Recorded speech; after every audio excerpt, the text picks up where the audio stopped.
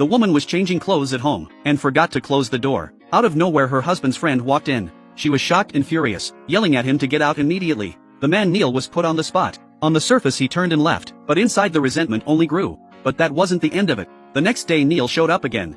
Laura panicked, her heart racing. She had no idea what he was after. Luckily her husband came home at the critical moment, and the tension eased. Seeing this, Neil could only pretend nothing was wrong.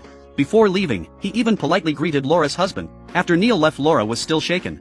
Her husband noticed something was off, and asked what happened. She had no choice but to lie, saying she just chatted with Neil briefly in the kitchen. Seeing that both seemed normal, her husband, though slightly suspicious, didn't press further. That evening he even invited Neil over for dinner.